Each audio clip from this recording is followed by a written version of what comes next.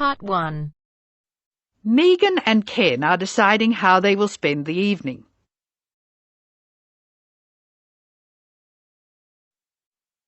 You have some time to look at questions 1 to 7 now.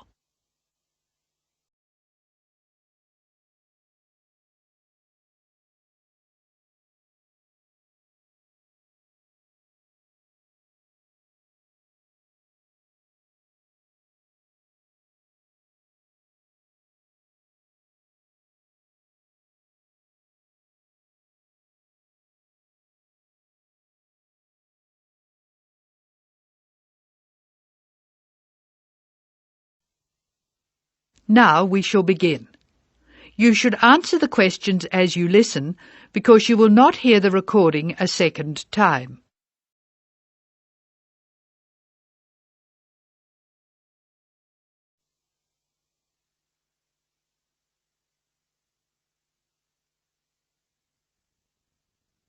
Now listen carefully and answer questions 1 to 7.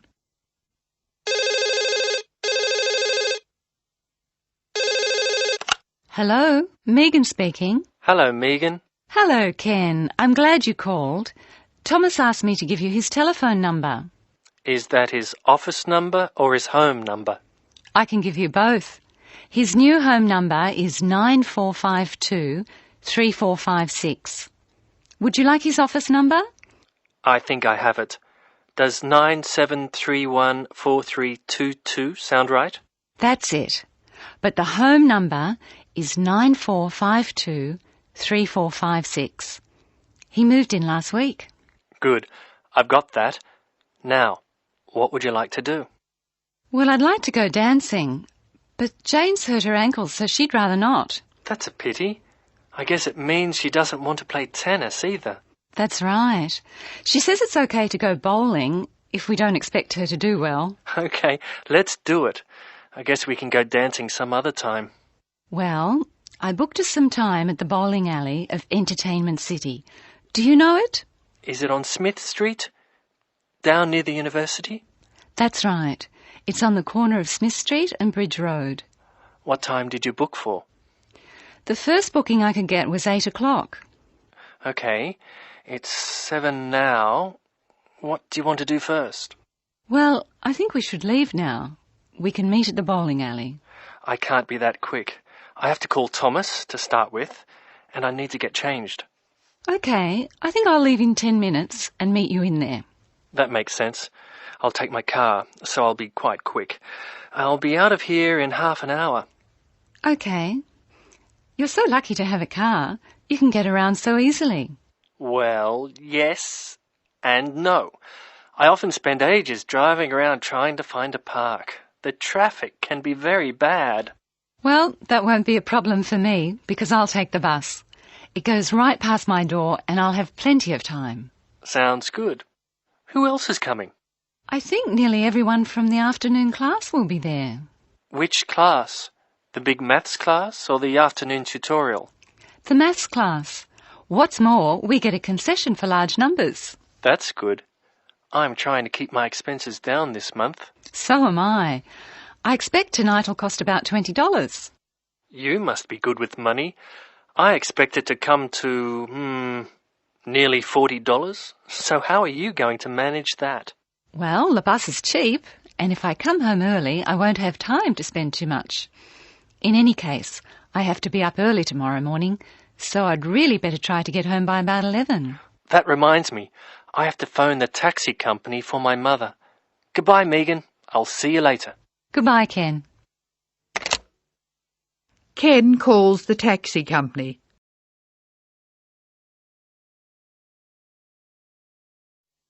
First, look at questions 8 and 9.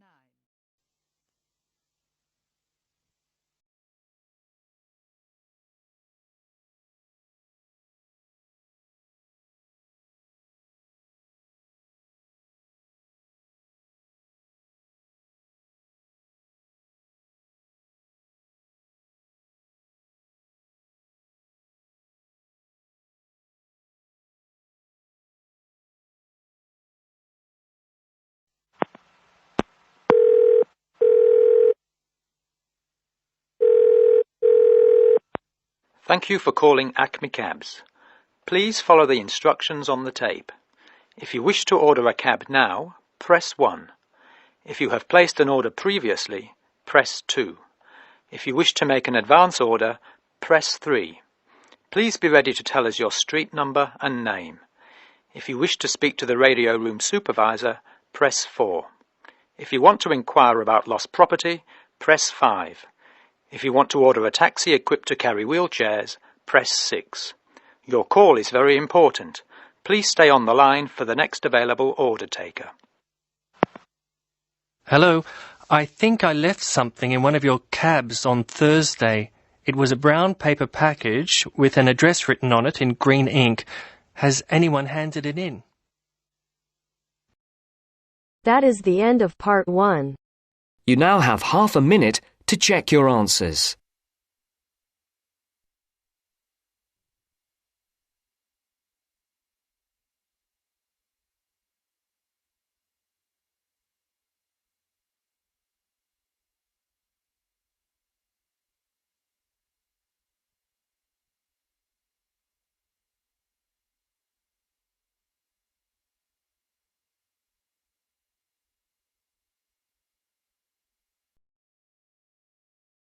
Now turns to part 2. Part 2. You will hear part of a lecture about trumpets. First, you have some time to look at questions 11 to 15.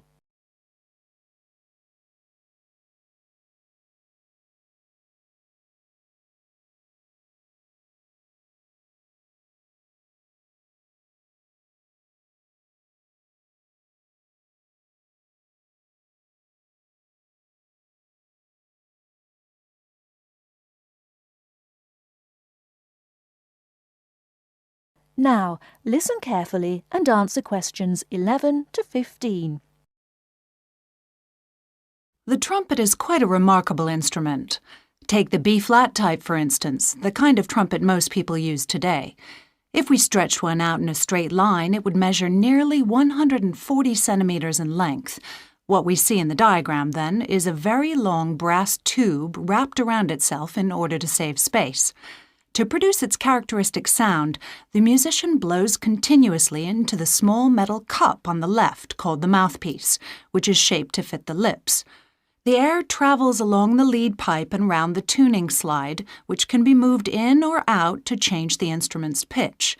The air then reaches the feature that distinguishes the trumpet from, for instance, a bugle, the 3 valves that extend from above the top to below the bottom of the instrument. Each valve can send the airflow one of 2 ways, either along the main pipe, the shortest route, or else into an extra length of tube, thus lowering the pitch of the sound being played. The musician does this by pressing one of the finger buttons at the top, diverting the air into the first tube if the first is pressed, into the second and shortest by using the second, or into the longest one, the third, by pressing number 3. The air then continues its way round the bend in the lead pipe and along to the end at the widest part of the body, known as the bell, which projects the powerful sound forwards. Incidentally, all this breath forced through the metal of the instrument does of course contain water vapor, and this will start to condense and form droplets after a certain amount of playing.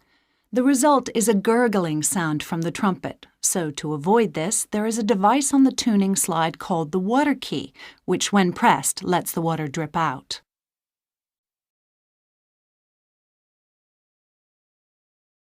Before you hear the rest of the talk, you have some time to look at questions 16 to 20.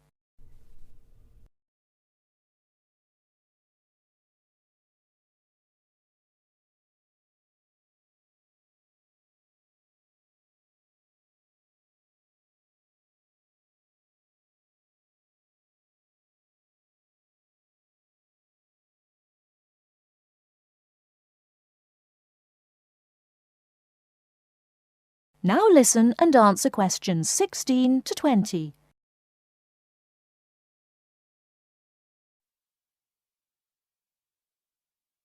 The trumpet in one form or another has been around for a long time.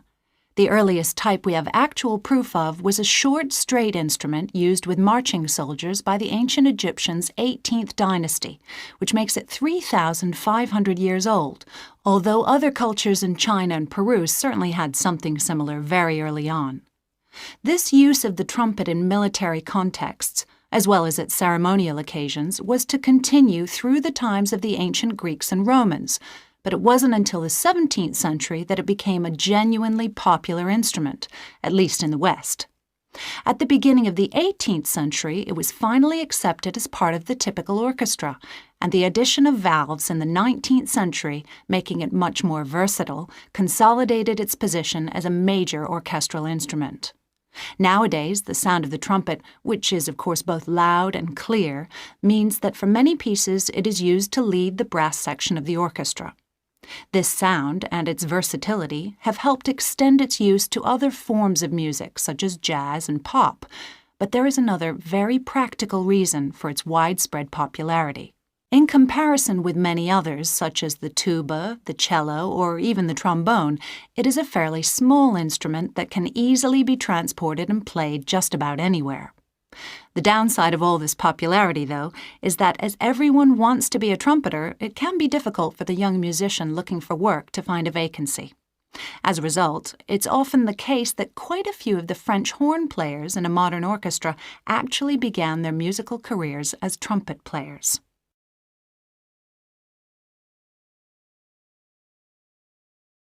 That is the end of part 2. You now have half a minute to check your answers.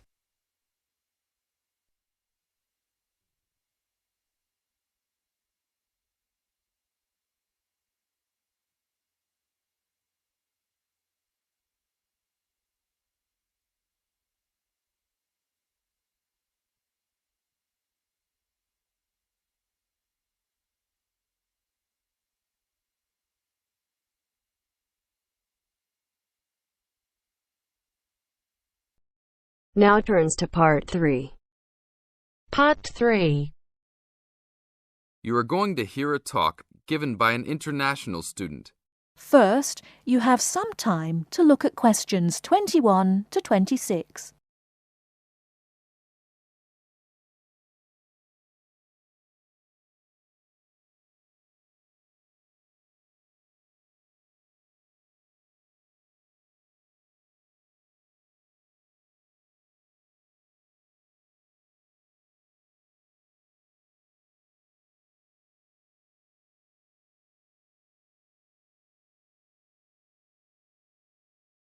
Now listen carefully and answer questions 21 to 26.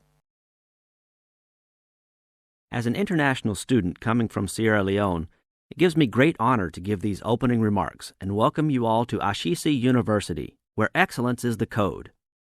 I believe I speak on behalf of my fellow colleagues when I say we feel that we are the most fortunate and privileged university students in Ghana.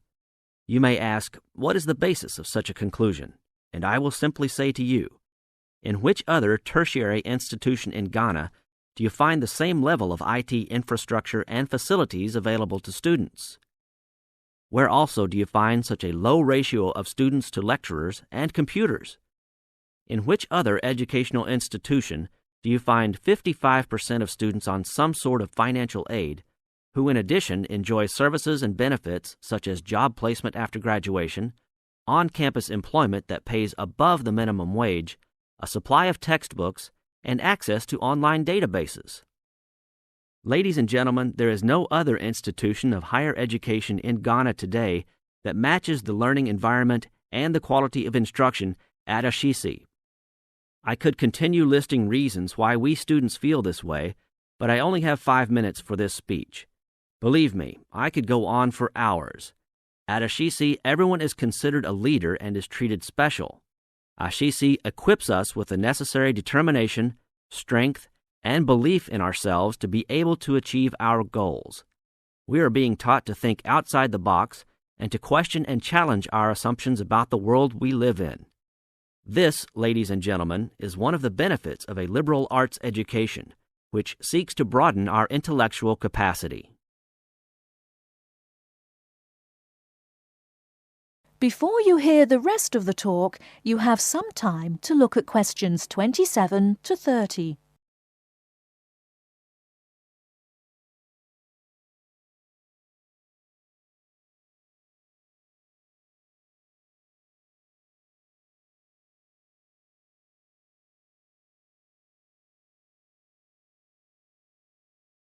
Now listen and answer questions 27 to 30.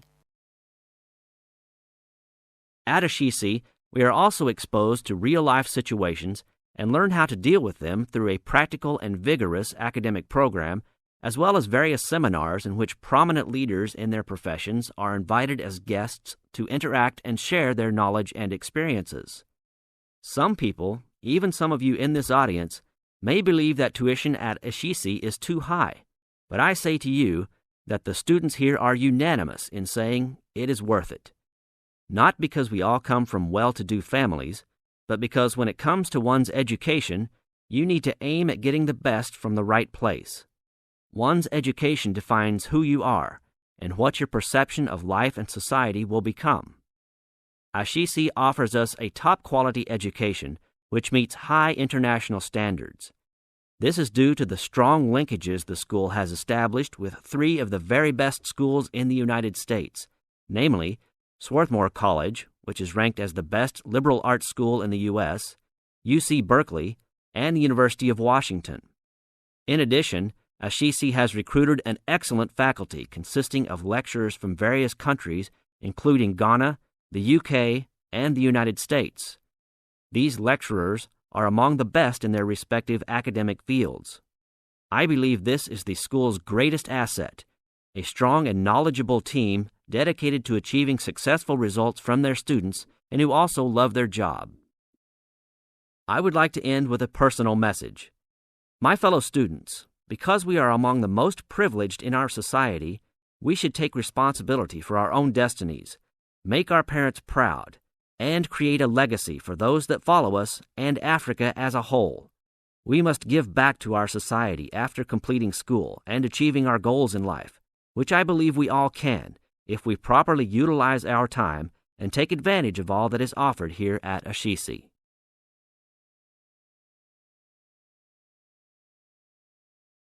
That is the end of part 3. You now have half a minute to check your answers.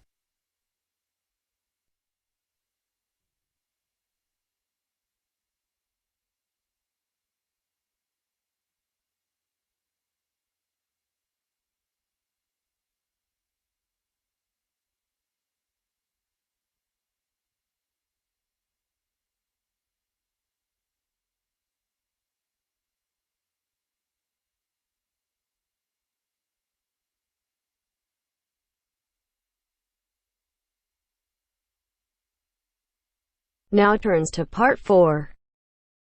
Part 4. We're going to hear a talk on wild rice. First, you have some time to look at questions 31 to 40.